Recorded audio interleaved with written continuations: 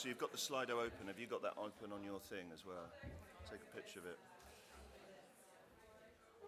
Yeah, yeah.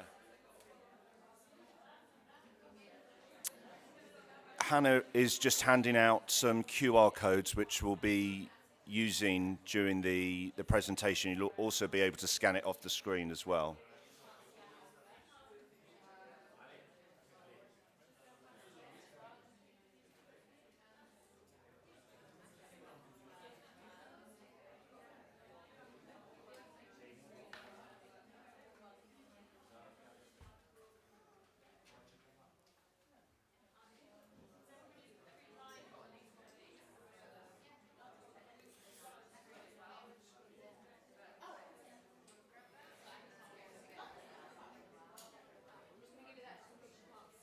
So yeah, just to repeat, we're just handing out a few printed out versions of a QR code. We're going to use a tool called Slido.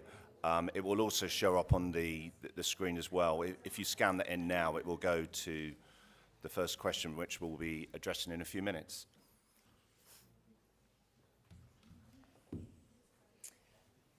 Hello folks, welcome to our workshop, our interactive workshop, as you may have seen from the QR code, Top Tips on Self-Care for Journalists. We are Headlines Network. I am Hannah, my colleague here is John, and we're really delighted to be in Perugia again this year, working with you, and we're really also looking forward to our continued partnership with Google News Initiative as well. We're going to, for a moment, take a couple of minutes to introduce ourselves.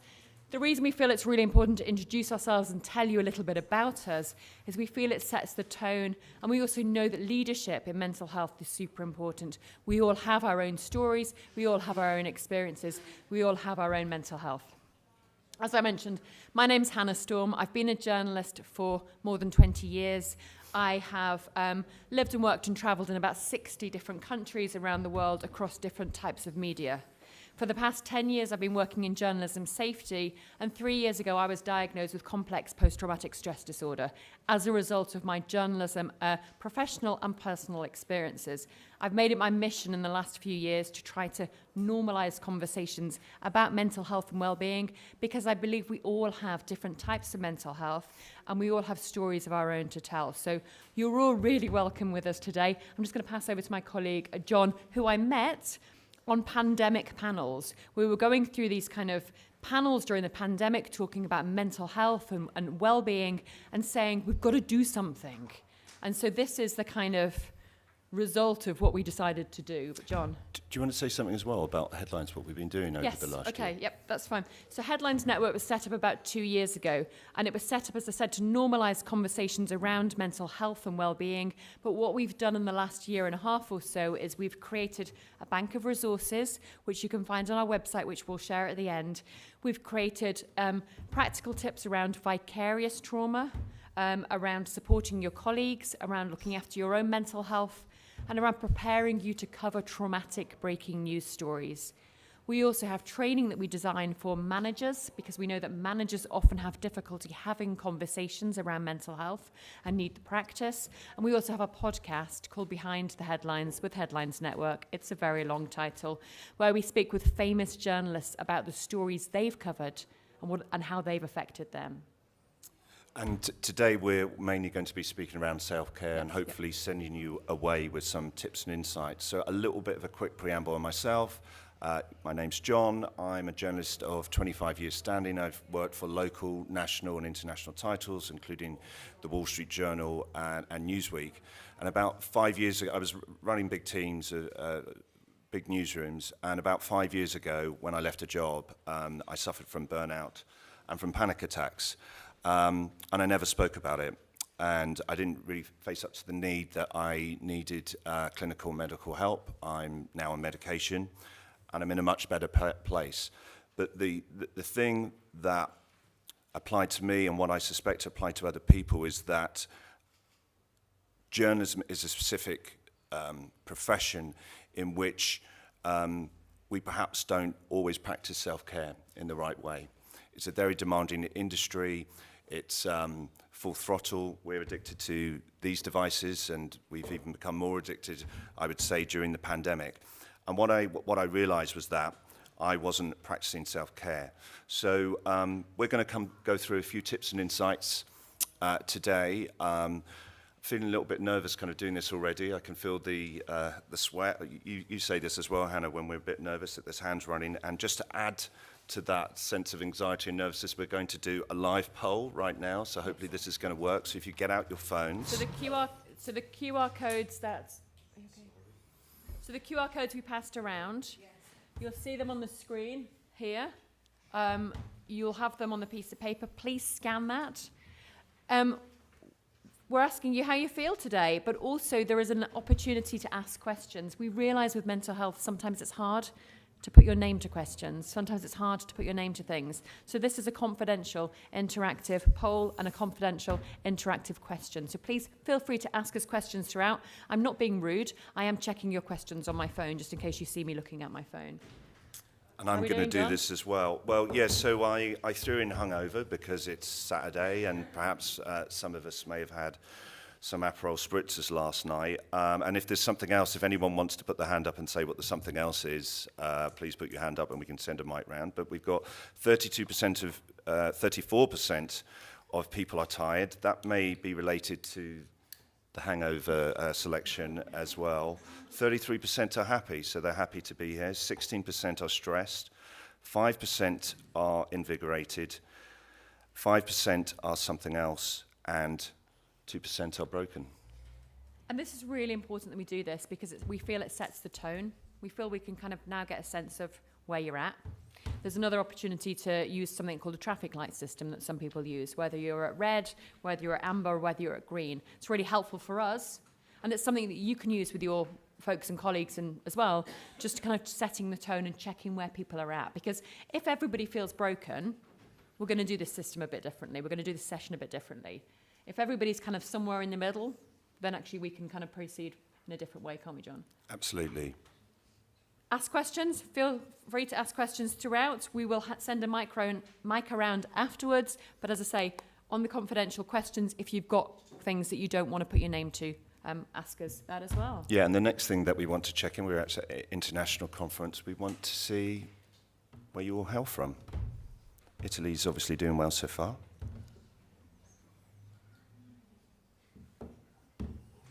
Wow, look at that.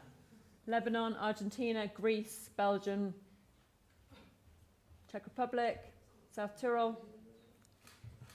I'm from Yorkshire in England. I think it's its own country, but I often put Yorkshire on there as well.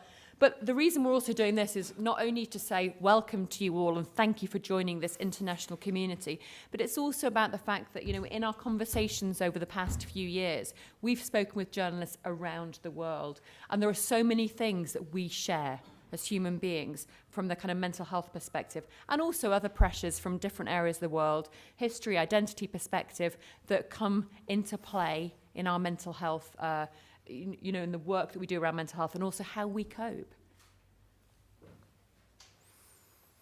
I keep looking back there and I just realised there's a screen in front of me, so that's a good journalist there, isn't it?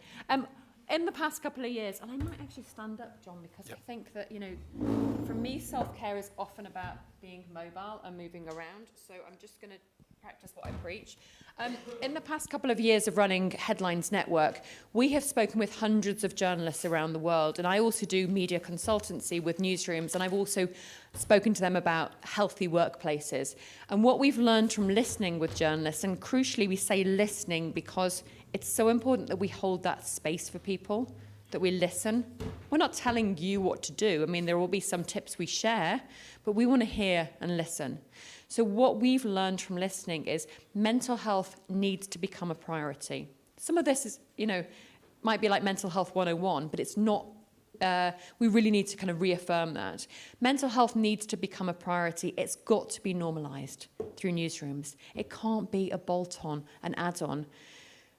Journalists like data, right? There was an insanely large queue for the data journalism workshop a couple of days ago. But here's some data for you from Deloitte in the UK.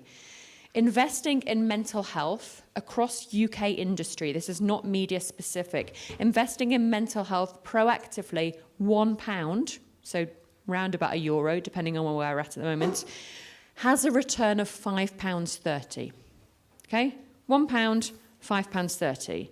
So if you invest that money, you're saving that. You're getting a return on your investment of that.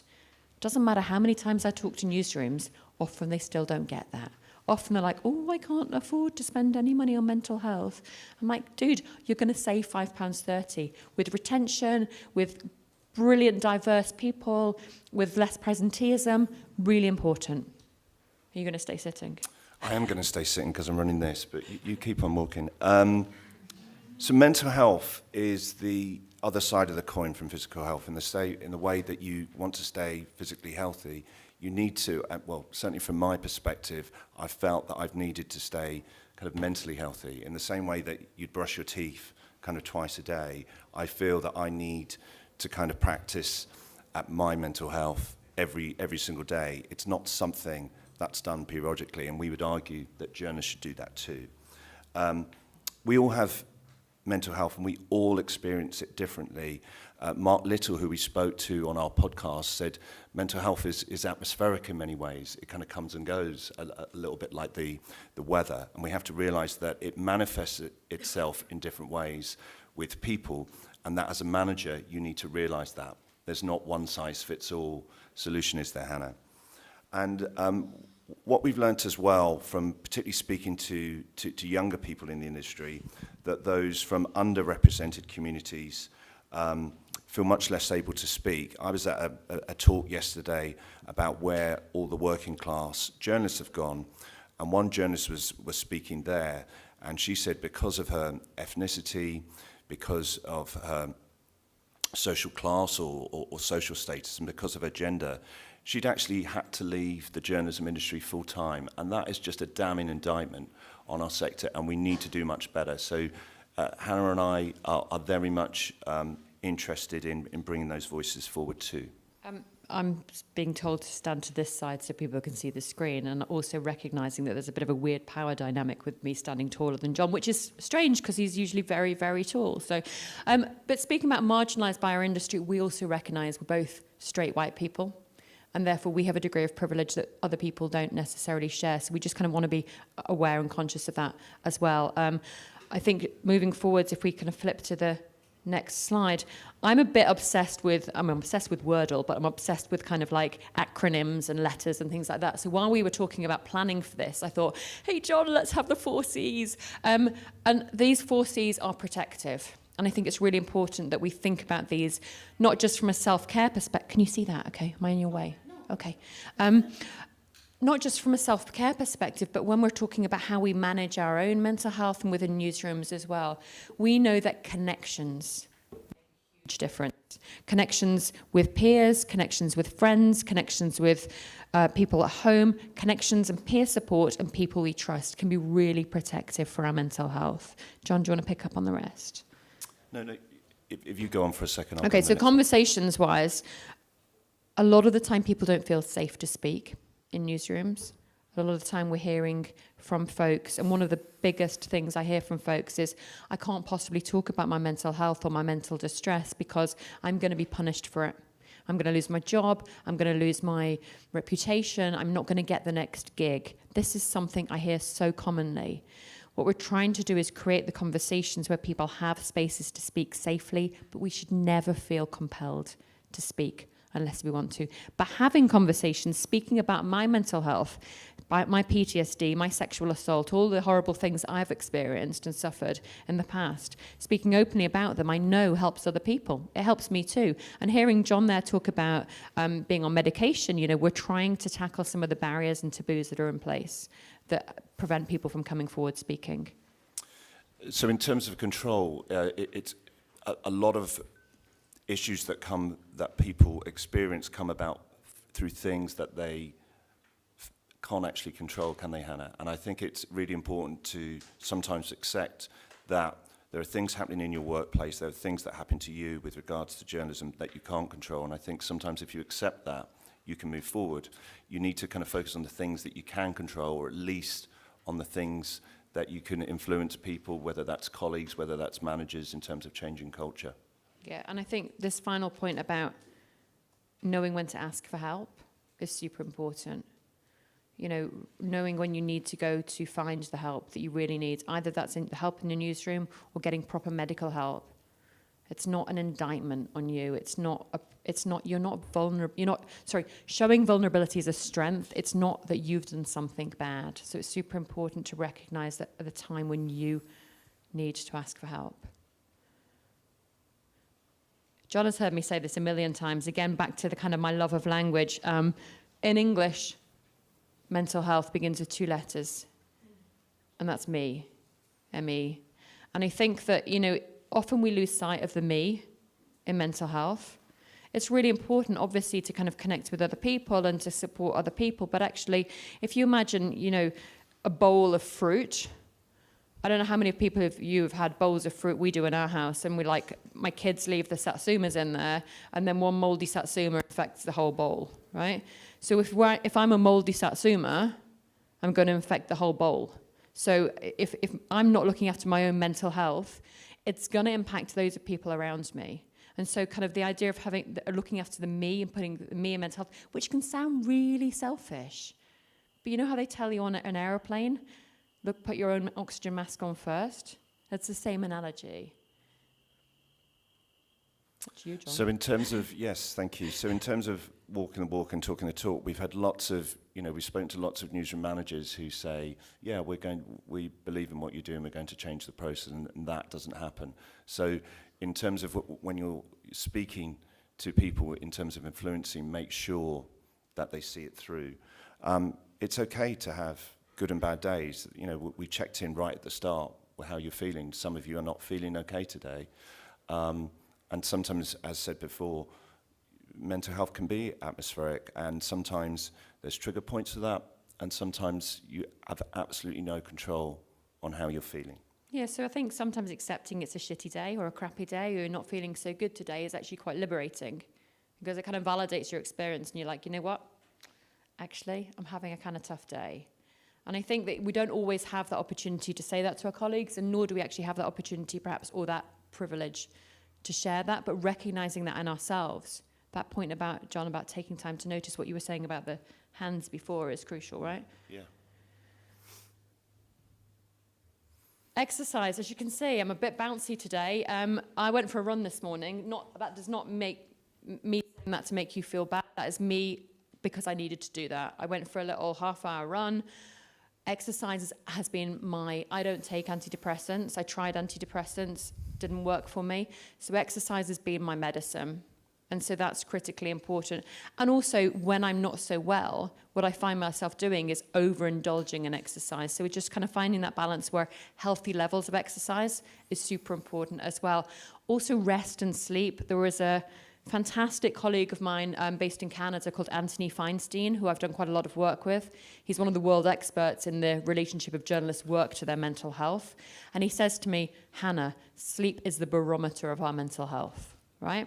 So sleep is the barometer of our mental health. It's not always easy. Some newsrooms do sleep clinics for their journalists, which I think is amazing. I'd love to have a sleep clinic. But I think that just kind of recognizing that we need to get sleep and rest as well. Rest being almost as critical as sleep. Just a shout out to our amazing designer, Mary Schreider. That is not me because I'm not that bendy, but she has done the most beautiful artwork for us as well. So yeah, just fantastic design work. And we're quite conscious here, particularly talking to journalists, about teaching them how to suck eggs. So, telling people to remember to exercise, rest and sleep may kind of appear obvious, but as we were saying right at the top, I think, we're a different breed, and some of us, or a lot of us, tend to work all the hours that God sends. And particularly during the pandemic, what Hannah and I noticed with ourselves, as much with people coming to our workshops, was there wasn't, that many boundaries in terms of, your long working days, molding into one, and even having that commute. I have a terrible commute going back to suburbia, kind of squashed on a train, but what I kind of discovered, what it did was that it was a break between my working day when I downed tools and when I went home. And what I was doing previously was, in terms of my coping mechanisms, personally, I wasn't eating or drinking well while I was running this newsroom. I was on my phone all throughout the night, kind of waking up in the night, checking my phone. There's lots of breaking news coming in. And as we said, the physical side and the mental health side, they're interconnected. And I got quite physically unwell while I was having my issues. We're going to be doing a reflective exercise at the end, but just remembering to breathe is really important, really important. And properly breathing, right? So not just kind of like a really shallow breathing where you feel like you're really stressed the whole time and your shoulders are like this and you can't breathe properly. It's the proper kind of deep diaphragmatic breathing, and I'm loving the fact that some people are actually doing that. Thank you very much. And the drinking, when we say drinking, you know, we've mentioned the Aperol spritzers already. Yeah. And I think that's really important to note, that often we have a tendency to overindulge in alcohol. No, surely not as journalists, right? Yes, we do. Yeah. Oh, yes, I do. Sorry. And We'll see you at 3 a.m. in the bar, John. Yeah. But just being aware of that, I think. I use the Calm app every day. You know, I'm sure lots of you have heard of that. But since I do that, and I don't do it at any set time, it's you know, just 10 minutes just to kind of pause and reflect. If ever anyone's the Calm, CALM app, there's many of them out there. Headspace and various others. So yeah, this is me. So as explained, that literally is him. Look, you see, that's John. Yeah, it is actually. Yeah. That threw me for a sec. In our management training courses, we've been talking to them a lot around culture. Today it's around self-care. So obviously we could have included a bullet point around, you know, how you can change your culture, how you can affect that. And we realised putting your head above the parapet and doing that is really tough. But today is around personal self-care. We don't always realise it, but we have, you know, great social and peer support among colleagues that we can lean into. They're in the same boat. They're in the same circumstance. It may be a toxic working environment that you're working in. You may come from the same background. Lean on these people. Lean on these people. You can turn to them. And then, you know, as journalists, you know, we're being buffeted by so many different things. It's a real tough environment out there for journalists from lots of different perspectives, from redundancy, from online abuse, from feeling marginalised, from working in macho, male news environments where you don't really have empathetic managers. But what's really important to go away with is to remember the purpose and the value of your work that you're doing. You know, we're all working different journalistic fields, but you know, many of us are holding institutions and power and people to account. And you've heard of the bearing witness phrase as well, so, which you may have heard of. So this idea of bearing witness to something, and we work with a wonderful person called Dr. Sian Williams, who's a broadcaster and counselling psychologist in the UK, but she talks often about this idea of, if we can remember we're bearing witness, it can be super protective as well. We've got the control again, because I think that's really important. It's really important, isn't it? It's just, you know, it's worth just re-noting the point. There's so many frustrations in your work that you come across, and just realizing that I'm not going to be able to affect that. I'm not going to be able to change that, and I'm going to be at peace with that can be quite a powerful thing to take on board. Yeah. On the flip side is thinking, what things can I influence? What things can I change for the better with regards to my own mental health? Yeah. Exactly. Again, a shout out if anybody would like to ask questions on the QR code through Slido, the same facility you used before for the interactive poll. Please feel free to put them on there. They're confidential. If you want to ask questions at the end, we will have a microphone coming around. Is this me or you? It's me. Okay. So here are some really practical tips. And again, back to that idea of we don't want to teach you to suck eggs. We know what journalism's like. We know it's hard. We know it's like, you know, well, don't tell me something I already know. But I think it's really important. what COVID did, what the pandemic did, was it took away spontaneity. It took away those water cooler moments where we could just have a catch up with somebody. It took away the breaks that John was mentioning about before, from where you take the train and then you walk from the train to the office. It took away I've got a meeting with somebody in this room, and then 5 minutes later I've got to cross the corridor and go to the other room. We don't have any of that anymore. So we need to be intentional and take conscious breaks. Sometimes we need to calendar those breaks. You can see further down it says be mindful about meetings. I put a calendar invite to myself basically in my saying this all the way around. I put basically within my calendar meetings with Hannah, and it doesn't matter what I'm meeting with myself about. Maybe it's going for a walk outside, but it actually means that it's blocked out. It's a meeting with Hannah. So that's super important as well. Switching off or reducing notifications. How often do we just mindlessly scroll through Twitter or, Snapchat or TikTok or Signal or Slack, or you name them? There's a million different places we're getting our information from. Being able to switch off or reduce notifications means that we have to kind of take that extra conscious leap towards things. So it creates friction. Can I say something on that? Shout out there to Kim Bryce, who's in the audience, who works with Mark Cabra on the self-investigation. Mark talks about friction, creating friction. Sorry, John.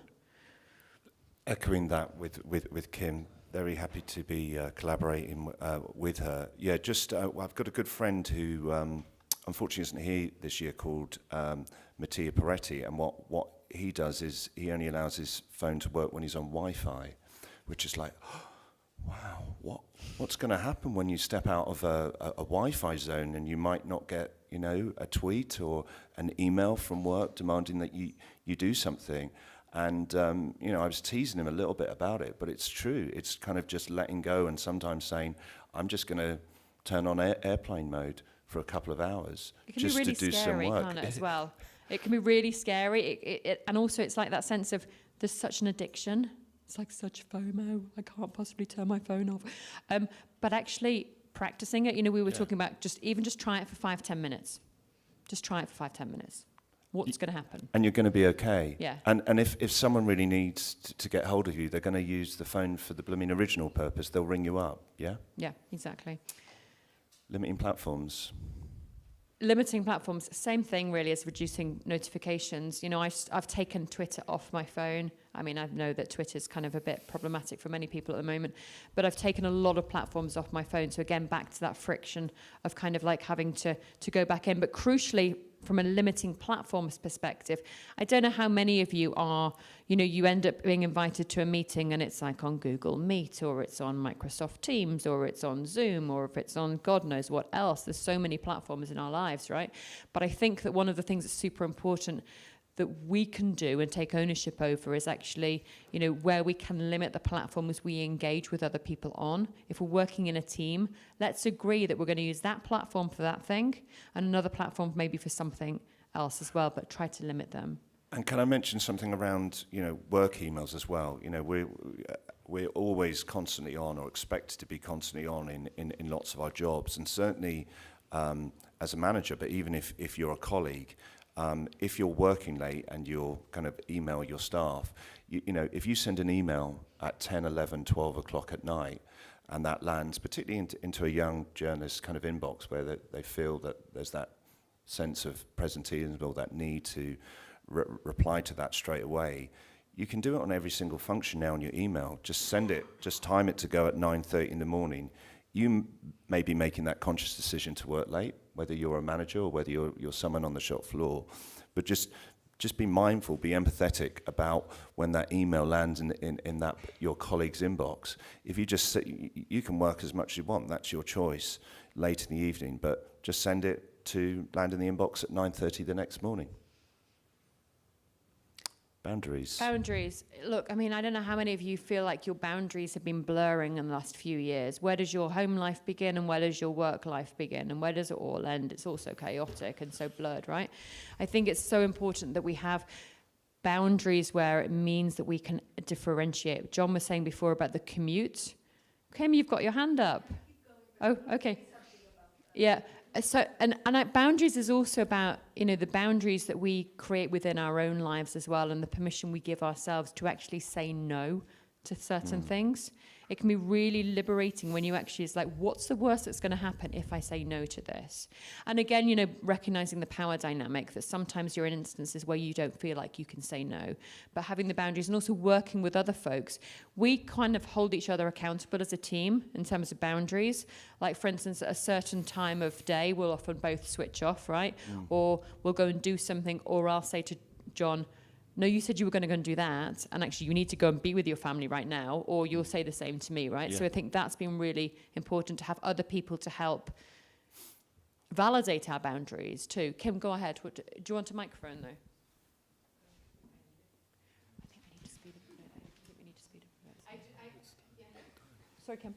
So I just had to say, I'm just looking around, and I see so many people looking at their phones, scrolling, apping while you're in this session. And it's not that you're not appreciating this session, but since I've been working with journalists, there is an obsession here with multitasking. And I want to bring it in because it's about setting boundaries with yourself. And the thing about multitasking is most human beings, we know by research, are not able to multitask successfully. Numero uno, which means if you're doing this while you're working and you're a journalist, you may be making mistakes. And you know what a journalist that makes mistakes is? Not a great journalist. Number two, total energy drainer, total stressor on your brain. You are stressing yourselves out by And last thing, and then I'll shut up. If you allow yourself to be distracted by something else, or someone comes into your boundary asking you to do something, and you allow yourself to be disrupted by saying yes, it takes up to 23 minutes, to get back to what you're doing, according to research. So you may be losing at least 20 minutes of your time because you had a thought, oh, I wonder if they responded to me. And you go to it, and it may take you lots of time to get back into what you're focusing on. And it's like a disease. I see it all over, so I had to say it. Thank you, Kim. No, thank you, Kim. And the self-investigation, if you don't know about the self-investigation, you should do. Kim and Ma. But the important point on that is intentionality. I think we all yeah. know that. I think we'd all agree to that point. But going back to that point about, brushing your teeth and not doing things periodically, you have to build that kind of workflow into your day. Yeah. Comparisons. How many of us kind of go, oh, but I haven't got it as bad as that person, or, oh, we're constantly comparing ourselves. So, for instance, I remember when I first talked about the PTSD that I had, I was like, yeah, but it's not as bad as. No, maybe it's not as bad as. Maybe it's not. But the very point of the matter of comparing can be really damaging for us. All valid. Everybody's experience is valid. Everybody's mental health is valid. Comparisons can diminish and damage. I can see a hand up there. Yeah, do you want a question? Yeah, go ahead. Thank you. Hi, I'm Anna. I'm a freelance journalist. I'm now based in Berlin, but I used to work out in the Philippines, where I am from. So I have two questions. Hannah, you asked a very important question, like, what's the worst that I can say no? What's the worst that can happen if I say no? To me, as a freelance journalist, that's sometimes a choice between feast or famine. So that's my question about setting boundaries when it's not so easy as a freelancer. And I was thinking maybe this is more of a newsroom setup. And secondly, I mentioned the fact that I used to work out in the Philippines because I used to do a lot of local production / parentheses, no longer appropriate to use the word fixer work for Western media. And a lot of the times it was very hard to say no to even like a phone call that was at a more benevolent time for me and my family. And again, it was always a choice between feast or famine. So my questions are how to set boundaries within that kind of freelance environment, especially since, you may be working with another newsroom that doesn't recognize you as an employee or someone that you may have a longer relationship with, and therefore my mental health and my well-being isn't as important. Thank you, Anna. No, thank you so much for those. And just, I mean, we may not go into massive detail now on that, but I would just point you to John, who is also wears another hat as one of the founders of the Society for Freelance Journalists. So they have weekly calls where people come together to discuss exactly those kind of things. Now, that is the nature of the news business, where it's their toxicity that you're inhaling, unfortunately, right? Sometimes I'm able to find ways to say things like, I'll do this, but, in this instance, but, type thing. But recognizing again that it is. I'm a freelancer too, and I have been for many years. But people take the piss, right? People take the absolute piss, and it weighs really heavy on your mental health. I'm probably not supposed to use that language. No, that's fine. But can I pick up on please taking do, John, the piss, yeah. actually? So I did a job for a very big news organisation, separate to this, in the UK last year. They told me this year they were going to offer me the same work for 30% work. I turned them down. I know not for all 30% people... less? 30% less, yeah. I turned them down. I know that, you know, sometimes you can't make those judgments, and I was in a position to do that. One other person I was speaking to last night, she used to work as a staffer for this news organisation, and she went freelance. They wouldn't pay her until 364 days after they paid, because it was a year. It's unbelievable out there. So, you know, a lot of the work that we do, you know, this is a short workshop, is around supporting freelancers too, and I'd love to speak to you after. Okay, some more. And I think that idea of being able to find a community who you share that with, there's a stronger sense in numbers, but we totally get you, because we're asked to do stuff. Like, I was asked to go by somebody to a really dangerous country for a very small amount of money, and I turned them down. But what then that meant was somebody else who perhaps didn't have my experience and didn't have my privilege took it, and those people weren't taking the security and safety measures that they needed to do so. Let's move on, just because I'm conscious of time. We've written this in a way that's not bullet points, because we've also recognized that in terms of changing the pace, it's really important. It's really healthy to have a pastime that's outside of our journalism. How often when we're introducing ourselves to people do we say, I'm a journalist? We define ourselves by the things that by our role in society, right? By the fact that I'm a mother or I'm a journalist. But actually, it's really important to have other things that we're doing too, other pastimes. We've mentioned a lot of those already. Writing and art and doing something creative can be super important too. I do the running and I do writing. John, you... play five-a-side football with middle-aged men, but I get away from it all. I forget about everything when I'm doing that. So, as you said, find your own thing. But the That injuries takes are you happening away. more and more frequently, aren't they? And the physical, mental side. Let's not go there. Yeah. Let's move on. So what we're going to do now, I can see some people have got pieces of paper. Excellent. If you don't have a piece of paper, please don't worry. Please think about it in your head. Journaling is really helpful. Journaling is the nature and the art of just writing things down, okay? Just kind of free-flowing, just kind of writing and just figuring out where things go. And you might write something down and you might be like, whoa, how did my mind go over there? What we'd like to invite you to do now, you certainly don't have to do this, is take a pen and paper if you've got one. If not, think about things. In terms of self-care, there's something called grounding, which can help you feel present in the moment. A really good grounding tool can be something called 5, 4, 3, 2, 1. So those who can write, I'd like you for 3-4 minutes to write 5 things you can see. And if you haven't got a pen and paper, please think about this. 5 things you can see. 4 things you can touch. 3 things you can hear. 2 things you can smell. That's tough. Yeah, it's tougher than you think sometimes. But then actually once you start thinking, allowing your mind to wander, it can be really liberating. And 1 thing you can taste, and that again is tough as well. If you don't in the course of 3 or 4 minutes get beyond 5, don't worry about it. Don't worry about it. But maybe over time you'd like to kind of explore that as well. If you don't have your pen and paper, please just think about that. Okay, so it's currently 39 minutes past on my watch. I'm going to give you 3 minutes. If you're all scribbling furiously after 3 minutes, I'll give you a little bit extra as well. And I think just for the benefit of this, I'm going to sit down and also going to do it myself. So for repeating, 5 things you can see, 4 things you can touch, 3 things you can hear. And again, I'm conscious that some people might not have all these senses available to them. So if you don't have these senses available to you, please look at some of the other, focus on the other things. So 3 things you can hear, 2 things you can smell, 1 thing you can taste. Okay?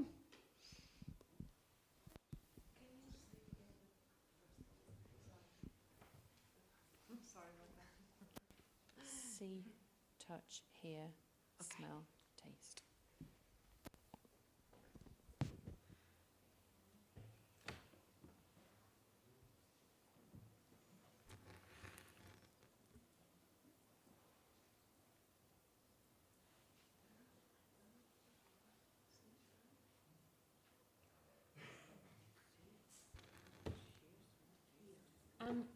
If you end up with something that just takes you off on something, so for instance, I can see somebody scrolling through their phone and then you start thinking about, I wonder what they're scrolling through and writing about, and just take it there. You don't have to do all 5. Just let your mind wander if you want to.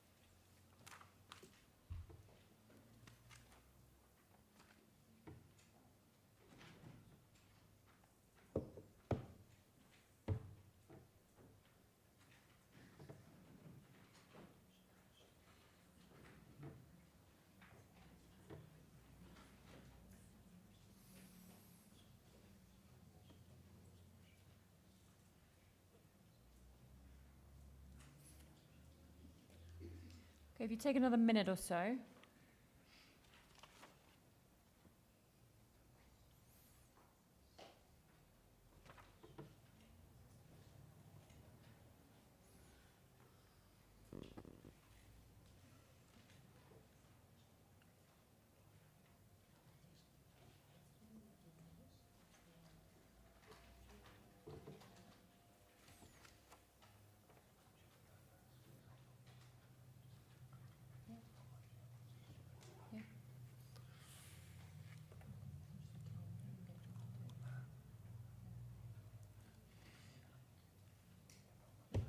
Okay, so if you want to, please feel free to take this with you or practice this later. When I get anxious on planes, which I do quite a lot, I don't like flying, I often think of this. I kind of just, and when you're talking about touching, it's not just my hands, obviously it's my feet and things like that. So just, we're just going to share a couple of the things that we've done.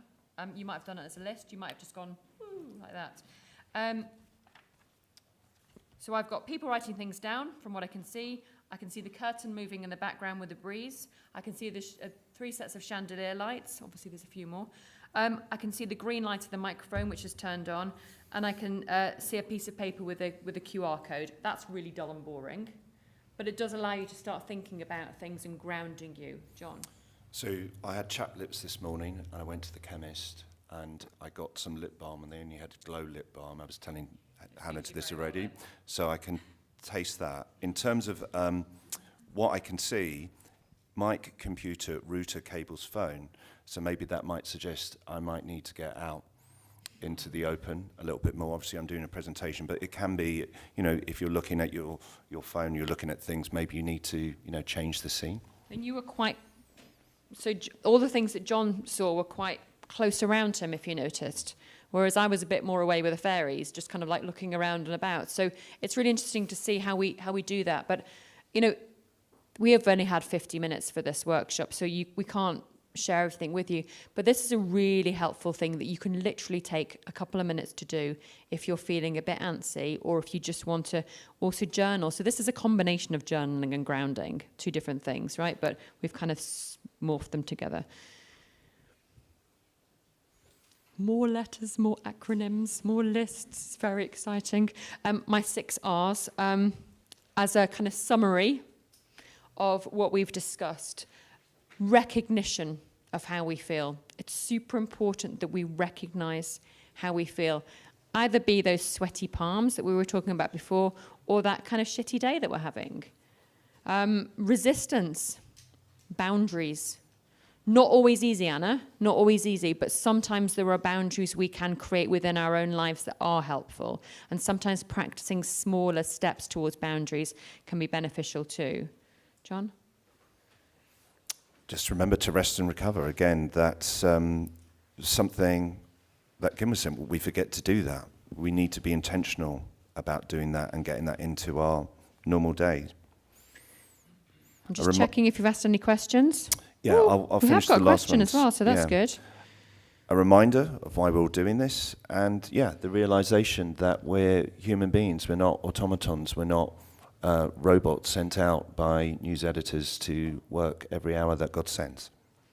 And I'm going to move to the questions in a moment. But that human thing is really important. Every single newsroom I've spoken with in the last 2 or 3 years, people within those newsrooms say, I just want my boss to treat me as a human being.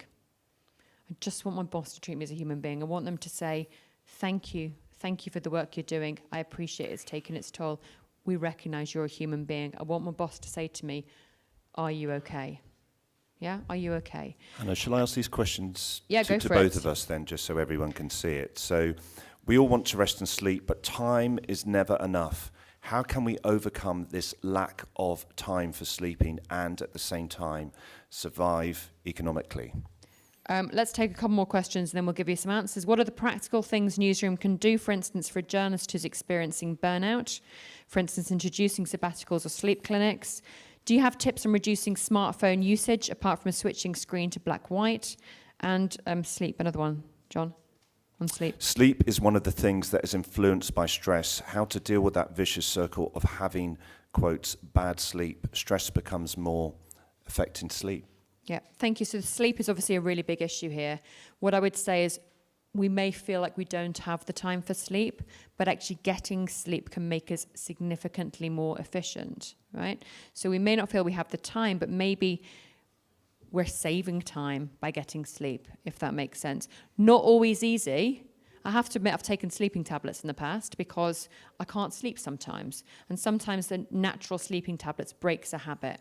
For me, one of the most helpful things in terms of getting decent sleep is getting rid of this sodding thing. Moving away from it. We've got a rule in our house, although my teenage daughter tends to break it quite a lot, is we've got a rule in the house of not having the phone in the bedroom after 9 o'clock.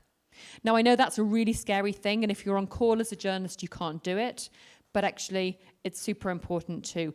Burnout is a workplace occupational phenomenon. You are not to blame for your burnout. Super important that we recognize as that as well. I'm getting waved at, being told I've got 2 minutes. I am going to take another minute because we were slightly late starting. In terms of burnout, we are going to be offering later on in this year workplace burnout kind of clinics, workshops, whatever you'd like to call them. If you want to have a chat re-burnout, he's your man. He's had it. I mean, it doesn't necessarily mean he's necessarily your man, but you have had it. We know how to deal with it. We know how to work with newsrooms around it. We also know how to support ourselves as well from a self-care perspective, because there are things that happen when we have burnouts. And we also realise that some news organisations or freelancers don't have kind of access to kind of support. Particularly support in newsrooms is fragile, non-existent at best. But with lots of smaller news organisations, they say they don't have the resources. But we can talk to people about some further tips and insights. And just on the newsroom thing, I think that often you need to look at the cause, right? It's all very well and good offering sabbaticals and sleep clinics, but if your culture's completely toxic and it's a toxic culture that's creating the burnout, then you've got to have a long, hard look at yourself as a newsroom to do that. And that's all well and good as saying that, but it really is down to the onus is on the newsroom. Should we move to the last one? Last question for you, and please feel free to grab us afterwards if you'd like a quick chat or find us on Twitter. We would like to invite you to name one self-care tip you're now going to practice based on what you've heard today. We can see people typing. Thank you. And actually, what we've also learned in the last couple of years is there's a brilliant strength in community, right? So we're going to learn things from other folks here who are putting stuff up on here going, oh, that's a thing I might try. Might not work for you today, but maybe next week or the week after. And thank you so much for participating so willingly and dealing with the fact that this is a stinking hot room and it's quite dark and therefore it's not that easy to concentrate. We're very, very grateful to you for that. Yeah, we can John, go through go some ahead. of these. Breathing properly, 5 senses, set boundaries, take time to lunch, switch off Wi-Fi, 5, 4, 3, 2, 1. Exercise frequently, phone on black, white, writing, take a break, journal. Look, so many good things that people can take away Dancing. today. Somebody's going to dance. That's brilliant. And Brilliant. Anna was doing Anna, who did one of the self-care programs earlier on this week, was like dancing and singing. So thank you, all of you, for that. And in the meantime, this is how you can find us. Headlines-network.com as a website, info@headlines-network.com. And Headlines.net on If you Twitter. still use Twitter. We are also on Instagram. Thanks, as well. guys. Thank Thanks, you very everyone. much.